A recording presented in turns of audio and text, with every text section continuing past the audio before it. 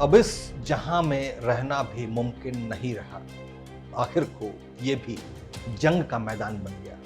नमस्कार, उदय India digital में स्वागत है आपका। मैं हूं अंशुमान आनंद। इस दुनिया के हालात देखकर दिल में अजीबोगरीब गम और गुस्सा पैदा हो रहा है।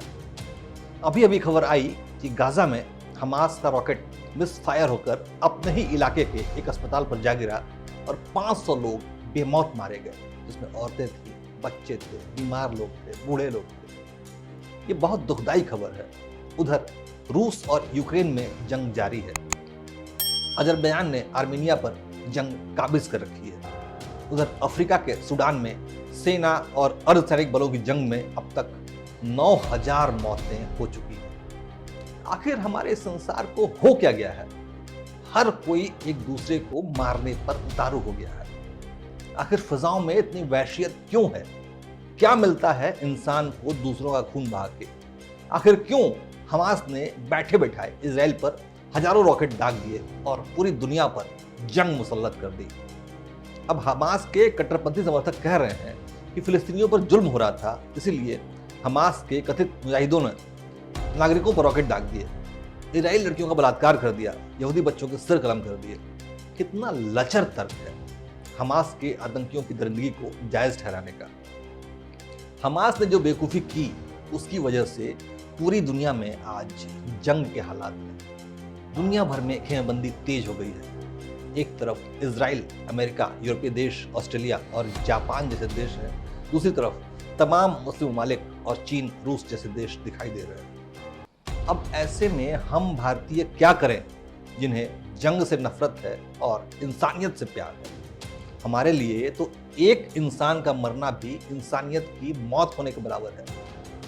लेकिन दुनिया में हालात तेजी से बिगड़ते जा रहे हैं। हमास के बाद लेबनान के आतंकवादी संगठन हिजबुल्लाह ने भी इजराइल पर हमला किया। बदले में इजराइल ने लगातार हमले करके उसे भी मिटाने की ठान ली है। ये सब देखते हुए ईरान भी लगातार युद्ध में उतरने की धमकी दे रहा है इजराइल के खिलाफ। लेकिन इजराइल की मदद के लिए दुनिया की सबसे बड़ी महाशक्ति यानी अमेरिका आ गया है, जिसने भूमध्य सागर में अपने 2 एयरक्राफ्ट कैरियर वॉरशिप उतार दिए हैं। इन पर अमेरिकी फाइटर जेट भी तैनात हैं। खुद अमेरिकी राष्ट्रपति जो बिडेन इजराइल के दौरे पर पहुंच गए हैं। लेकिन मुस्लिम देश अमेरिका को भाव नहीं दे रहे हैं और जो बिडेन की बात सुनने से इनकार कर रहे हैं। इससे लग रहा है कि दुनिया का माहौल बिगड़ने वाला है, क्योंकि जब कोई किसी की बात सुनने को तैयार ही नहीं होता है तो उसका अंजाम विश्व युद्ध ही हो सकता है। दुनिया 2 खेमों में बढ़ चुकी है और दोनों के बीच की दरार लगातार गहरी होती जा रही है। दरअसल दुनिया में विश्व युद्ध होने की आशंका इस बात से भी लगाई जा रही है कि भारत के अलावा पूरे विश्व में मंदी अपना पैर पसार रही है। अमेरिका, यूरोप की अर्थव्यवस्था डूबने की कगार पर पहुंच गई है। वहीं चीन तो लगभग बर्बाद हो चुका है। चीन में बेरोजगारी अपने चरम पर है। आम चीनी जनता बेहद नाराजगी से साथ जिंदा है। उद्योग धंधे बंद हो रहे हैं। इतिहास गवाह है कि जब जब दुनिया में मंदी चरम पर पहुंची है तो उससे निजात पाने के लिए युद्ध को निमंत्रण दिया जाता है, क्योंकि एक तो इससे राष्ट्रवाद की भावना फैलती है और जनता का गुस्सा वक्ती तौर पर डाइवर्ट हो जाता है। दूसरे, युद्ध आधारित उद्योगों को फलने फूलने का मौका मिलता है। लेकिन मंदी का सामना जंग से करना आग से आग बुझाने जैसा है, क्योंकि जहां मंदी धीमी मौत मारती है, वहां जंग सीधी मौत देती है। अब ये बात अमेरिका और चीन जैसी महाशक्तियों को कौन समझाए? दरअसल दुनिया एक नए वर्ल्ड ऑर्डर की तरफ बढ़ रही है। प्रधानमंत्री मोदी ने भी इस बात का इशारा किया है कि अब यूरोप और अमेरिका का जमाना गया। रूस तो 3 दशक पहले ही हाशिए पर जा चुका है। चीन भी अपने चरम पर पहुंचकर वापस मंदी की चपेट में आ चुका है और अब जमाना है ग्लोबल साउथ का।